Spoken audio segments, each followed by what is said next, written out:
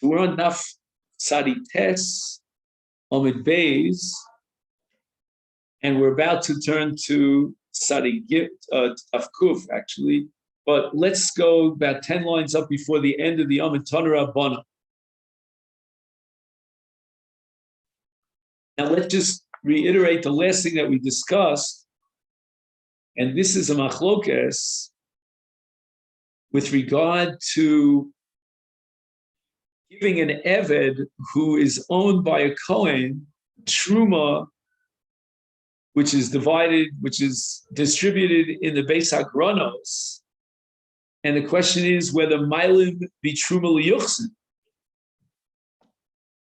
meaning that there's a very dangerous sort of spin-off of giving Truma publicly to the Eved, because in the eyes of the spectator, it might look like this guy is not an Eved at all, but he's a Kohen, and that's why he's getting Truma. Really, he's getting Truma only because he's Kinyan Kaspo of a Kohen.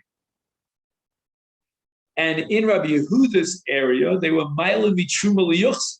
In Rabbi Yossi's area, they weren't Mailim Mitruma Liyuchs. And the Gemara quoted a brisa in the name of Rabbi Elazar Bar Tzadok. That was the last thing we did yesterday. And he said that he never testified in a way that mistakenly they confused an Eved and upgraded him to the status of a Kohen. So the Gemara asks, how could you possibly say that he would have made such an error if Ein HaKadosh Baruch Hu maybe takola al yidei be'emton shal tzadikim, certainly not al yidei tzadikim atzmon? And the Gemara reinterprets that brisa as referring to a case where bikshu lahalos eved lakuna, but at the end of the day, they were not mala the eved lakuna. And the Gemara says, what was the story? There were two makomos. There was Rabbi Yossi's makom, and there it's very dangerous. No, I'm sorry, Rabbi Yossi holds lo ayumam, right? So in Rabbi Yossi's makom, they would give out truma to an eved of a kohen free-handedly, without any reservations. But what happened was that when the witness, in this case Rabbi Elazar Bar Tzadok, saw what was going on, he accidentally, I guess, went to a different gegin, and there they were knowing like Rabbi Yehuda, Ma'ila b'truma liyuchsin. And therefore they thought that if Rabbi Elazar Bar Tzadok is testifying that they gave out truma to this individual, he must be a Kohen. And they wanted, therefore, establish him as a Kohen.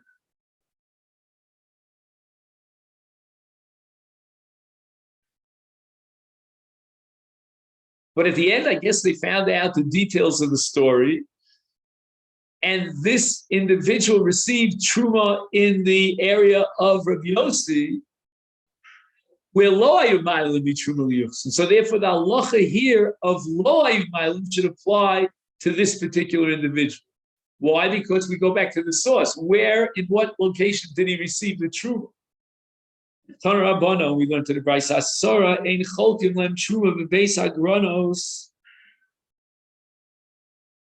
We're going to have now a list of 10 categories of individuals who will not receive in the Goren publicly truma.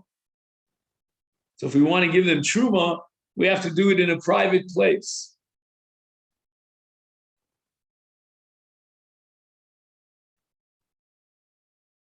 Now, amongst these 10, the most relevant category is that of an Eved, because this brisa reflects the shita of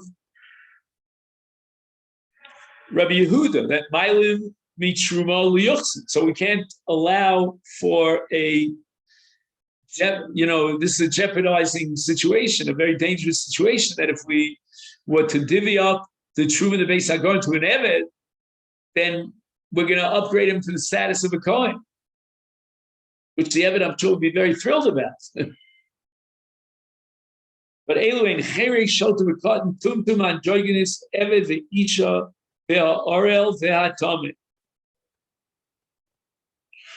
V'Nose Isha She'eno Genes. If a Kohen marries a woman who's psula, she's disqualified to kahuna. I know of such a Kohen. I don't think he's alive in my youth. Is such a Kohen is now disqualified from Truma. He's what you call the Chala. The Chulon Mishagim Len L'Bateim, but if it's not public and you want to send Truma to those individuals that cannot receive publicly, send it to their homes on a private basis. We're not going to penalize these people and say they cannot receive Truma. And the Gemara is going to explain now in each case why we cannot publicly give them Truma. So it means that for these categories, we'll send them Truma to their homes. They'll eat the Truma privately in their homes. Chutz mitameh. V'nosei isha she'eno genes la. There are two categories of individuals who, although on a D'oraisa level they have a right to eat Truma, the Rabbanan said we will not give them Truma, period. And that's called a Knas D'Rabbanan, a penalty. Now, in the case of Nosei Isha She'eno Genes la, I understand the penalty. Why he deserves the penalty? He was married to a woman that he's not allowed to be married to. He married a Grusha, Chalola, Zona, whatever he married. But what about the case of Tameh? Well, the answer is, that a Kohen is not allowed to defile himself.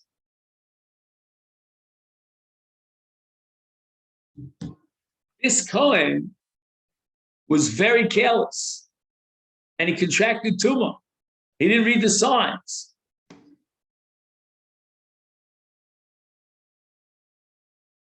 And therefore, we're going to give him a knas because he became tameh, and we will not give him truma. Now, again, exactly how you would have given him truma is a different issue. You can't touch truma because he'd be metami kodesh. But let's say we put it in the fridge until he's metayr himself. The Gemara explains the Bryce. I understand why they cannot receive truma publicly.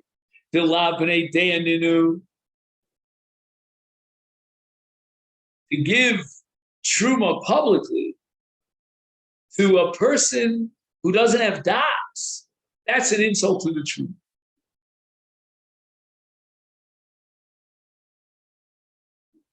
It's what we call zilusa de truma. It's like degrading to the truma. Again, there's no reason why they can't eat truma, but it doesn't look right in the public eye to kahuna, the entire enterprise, and what word am I looking for? The entire shevet kahuna. It doesn't look proper that we're giving those who don't have das truma.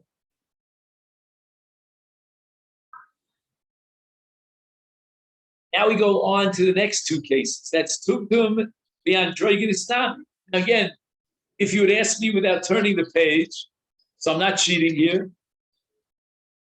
well, stuff kuf is on the other side of the page, I would tell you that I understand tumtum and androgynis because they may be a nekeva, right? And on this list is our isha.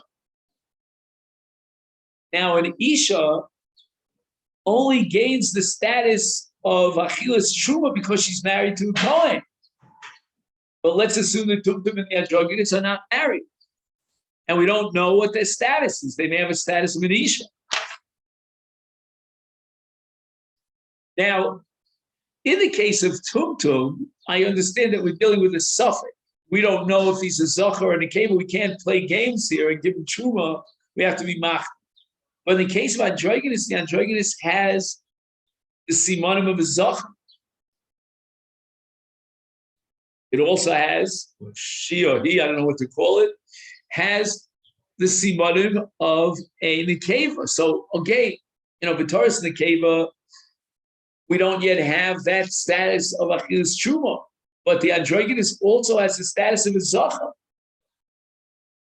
It has simoni zachas. So the Gemara explains here on the top of Daf Kuf, birya b'fnei atzmanim. Wow.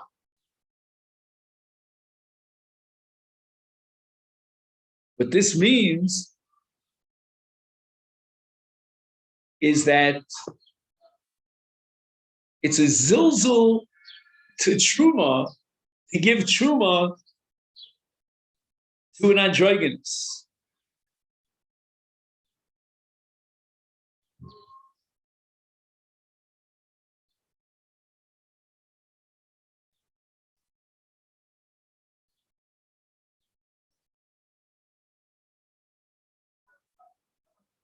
Again, you'd have to know more about kodshim and zilzul kodshim and achilas kodshim to know and appreciate why giving truma to an androgynous is a zilzul in kodshim. It's like insulting the kodesh. But let's wait to see why an isha doesn't get truma publicly. She's married to a Kohen. She deserves truma. Why don't we give it to her?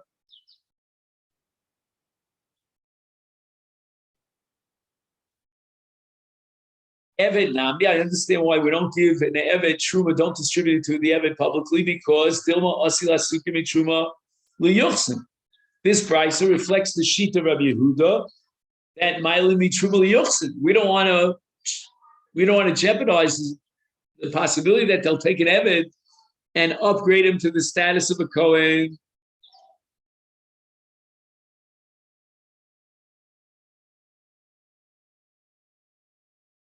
Arel v'tameh. I can understand why we don't want to give truma to an arel or a tameh. Mishum de me'ise.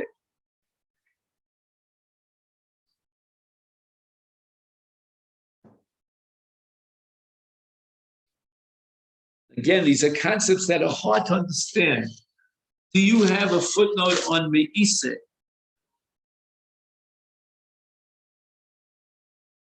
Or on birya b'fnei atzma? Either one. There should be a footnote here. Here in the Masechet, I don't know, he doesn't tell me exactly why this is bogus. Here it just says, be distasteful, openly distribute truma to a Kohen who is uncircumcised or tameh, where there are other more suitable Kohanim. It's not fitting, he says. All right. Distasteful.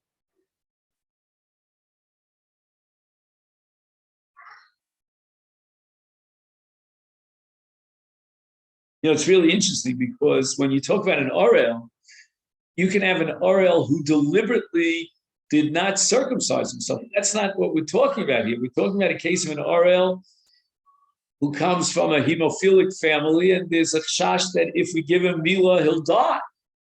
Like his brothers who unfortunately passed away. So I don't know why it's so distasteful. Is that the word you used? Yeah. I don't know. Not so happy about it. No say Isha Mogenis Mishum Knasa. He had no right to marry a Grusha, a Chalola, a Zona, and so forth and so on. So we're going to penalize him for that. And he won't be able to receive truth. Ela Isha, my time low.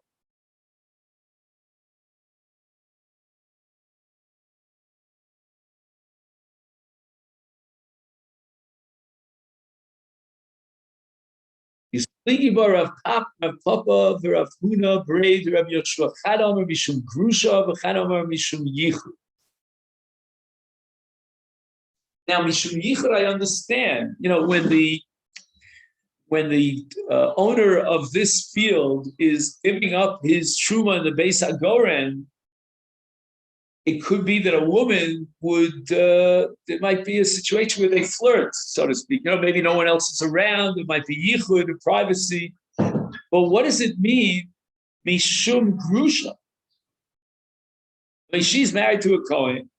She has rights to collect truma as the wife of a Kohen. And now you're telling me that she's a grusha?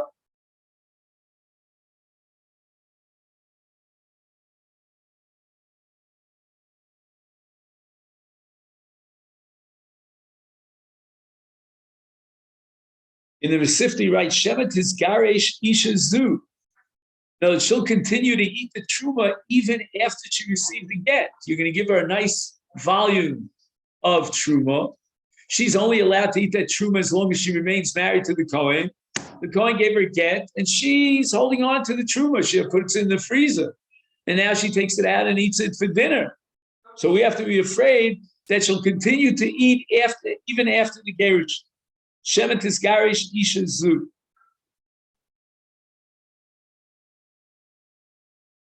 Then he adds another point here. He says the people don't know necessarily that she is a grusha. She's been eating truma for the last 25 years. Little does the owner of the field realize that in the meantime, after 25 years of marriage, he gave her a divorce.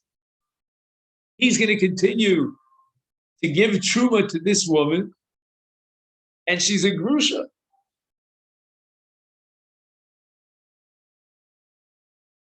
I'm not 100% sure I understand why this chashash of grusha should not apply even in private. If you hold this because of yichud, then nicha. There's not going to be any yichud in a private house. Alternatively, if you're afraid that they're going to continue giving her this Eishes Kohen truma even after a divorce, then what do you gain by sending it privately to her house? Anything there in the footnote? I'm always...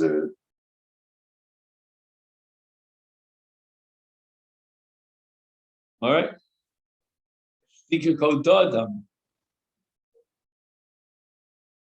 My bait now, the Gemara says, what's the nafkamina halacha l'mais between these two explanations? Whether it's mishum grusha, mishum yichud.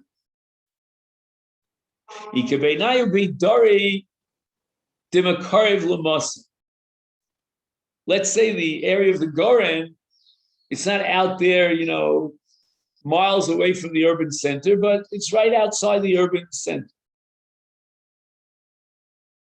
So we're not going to be afraid of grusha.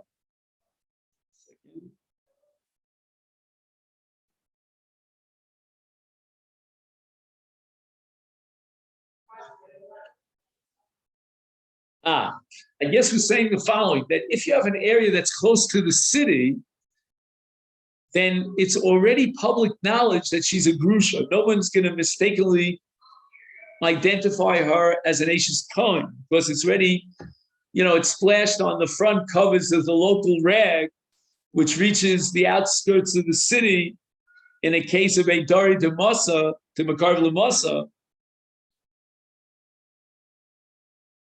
But what about Yichud? Even though it's close to the city, but it's outside the city, and therefore it's a private area. So it's a base Brunos, but it's Karov Le'ir. But since it's outside the city, you have a serious problem of Yichud.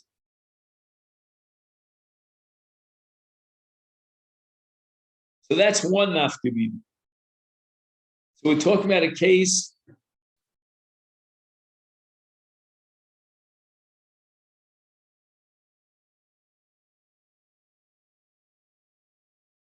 of Beit Darid, the Makarev Lemos.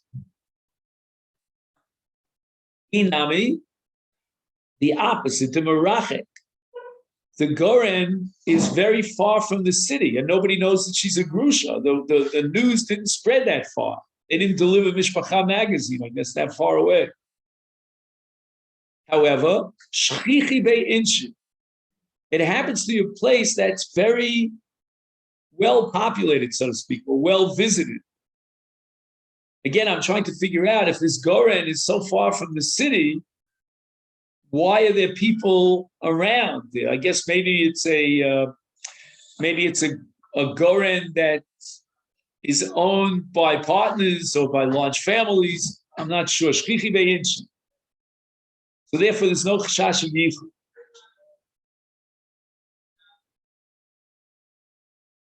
Anything there in the notes? I'm bereft of any notes here. There are no notes here. No, I mean, it's just. No, nothing in the notes. Okay. So again, we're doing. But a lot of people come.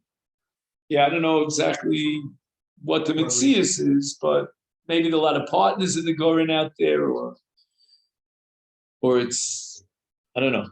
Usually when we think of a place that's far away from the urban center, we think it's visited by a sparse number of people. But here, that's not the case. V'kulan, mishagram lehem lebateim chutz b'tamei v'nosei isha she'eno genes. Aval orel, mishagram. So in other words, the Gemara is going to interpret that this orel is not a deliberate violator of the law and the responsibility of circumcision, but rather mishum di onis. These are circumstances beyond his control. There's a blood disease in the family, and that's why he wasn't able to subject himself to milah. So there's no reason to impose a knas on him, and therefore we can send him truma. We can send him truma to his private house. But you have to know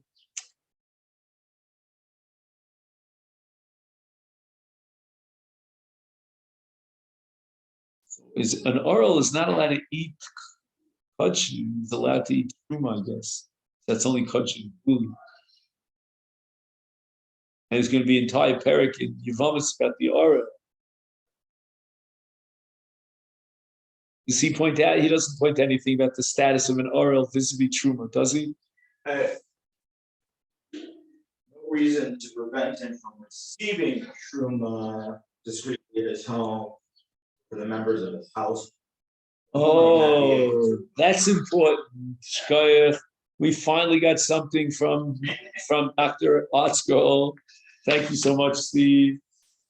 We're talking about the oral sharing his truma with the members of his family, who are all Kohen. He can't eat the truma because he's an oral, but he doesn't deserve a knas because it was circumstances beyond his control. In the case of Tuma, we have a principle that he should have been more careful, more meticulous to avoid being mitana himself.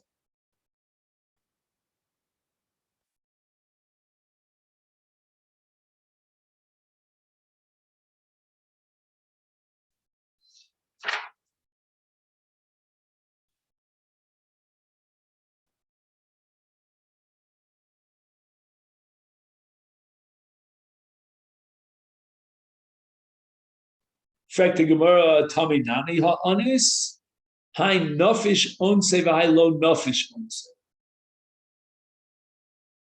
This is a real serious onus in the case of hemophilia, but in the case of a tame, it's not fully beyond his control. He could have possibly avoided it, if he would have been more careful. And therefore, since lo nizar, the nitma, therefore, konsenos. Again, konsenos means that we can't even send him truma to his house to share with the members of his house. We learned in the Brayso, Eved ve'isha ein cholkim lahem truma bebeis hagranos. Ubemakom shecholkim.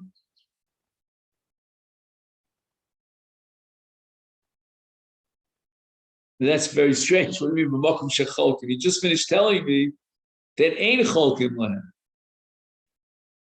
Very strange.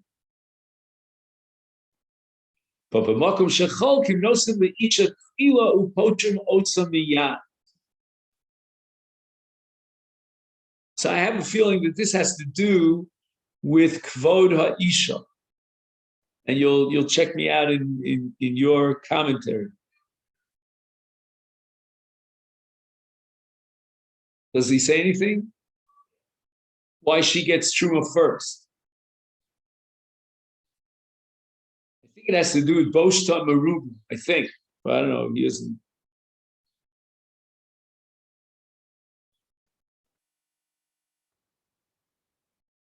No? All right.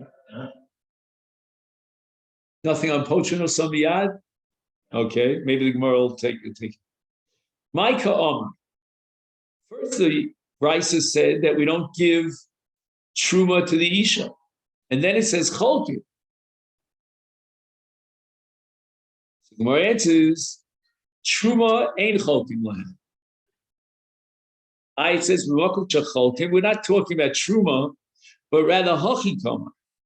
The Makom Shecholkim Meiser Sheni, Nostin Leisha Tchila, my time in Mishum Zilusa.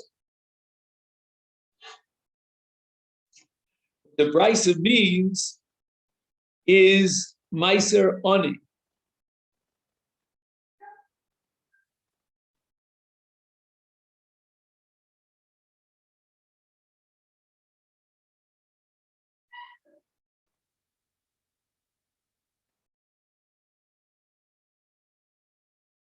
Again, Meiser Oni, I guess is a problem of Yichud. Just one second. Oh, no, he's saying Cholkim. I think Makom. I don't know how to translate the word b'makom. B'makom shecholkim meiser sheni. I think that means anywhere on the face of the earth where they're divvying out and distributing meiser ani.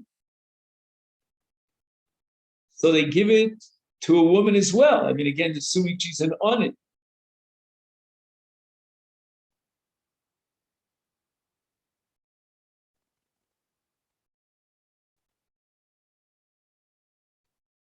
B'makom shecholkim meiser ani.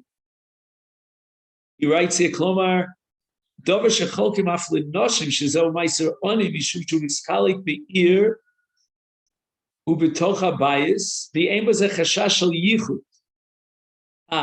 As opposed to Truma, which is given out in the Beis Hagoren, the Meiser Ani is distributed in public areas in the urban centers, so there's no Chash Yichud.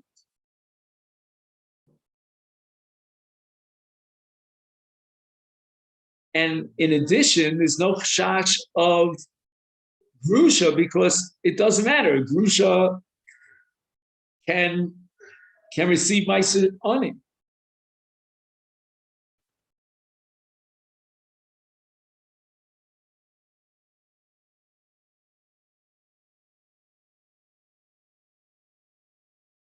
Then it says no Silisha Tchila, she gets first, my timer. Why? Mishum Zilusa. Oh, very good. This is because of Kavada Isha.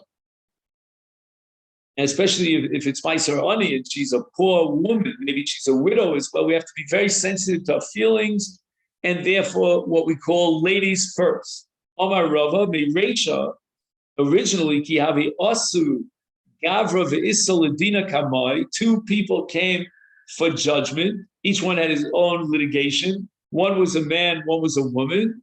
Havi Sharena Tigra de Gavra Beresha. I would first give preference, or in sequence, I would give preference to the man. Let's finish up with his judgment, his din. And then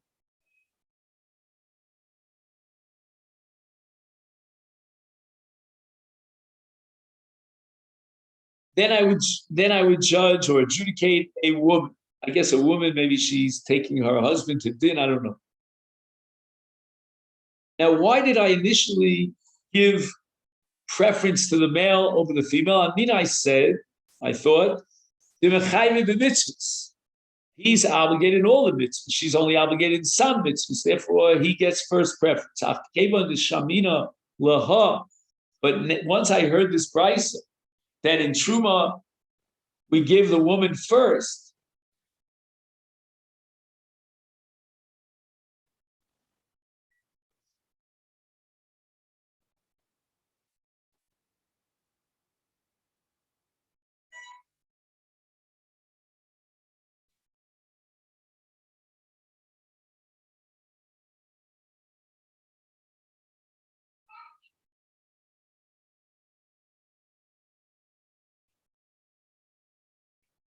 So now I would take the din of the woman first. He says, din zeh shel zilusa shel isha difa, kaksha oso ish eno talmid chacham. So the Ritva now wants to know, what if we add another element into the equation on the scales? On the one hand, she goes first because of zilusa, the isha, but on the other hand, he should go first because he's a talmid chacham. The imu talmid chacham ziluso shalo adifa v'dino kodin. That's the Ritva's opinion, that it's a zilzul to Torah. That zilzul to Torah is not just a psychological thing, but it's covered at Torah is at stake, and that trumps the zilusa de isha. Now the Ritva is another statement. He says, "Afilu ksha'ichu ama aretz and dina shal isha kodem zeu rak dafka kshadayin lo pasku kvar bedino shal ish." Because he may have come first to Bezdin and we'll tell him to wait because we have another din for an isha. But if they already began his judgment, even though he's Nama Aretz, then we will judge his case before that of an isha. Okay, then, so this is where we're going to stop here for today. Higdilu hatarovis. So we're finished with this whole digression about Truma and Granos and who gets Truma publicly, who doesn't get Truma publicly. And now we go back to Masechet Yevamot. So we're up to the Kulon. Where is the Kulon? How many lines down? Oh, from the wide lines, we go up about 12 lines. Higdilu atarovos, correct? Okay, then. Thank you and wishing you a happy Hanukkah. Good to see you, Don.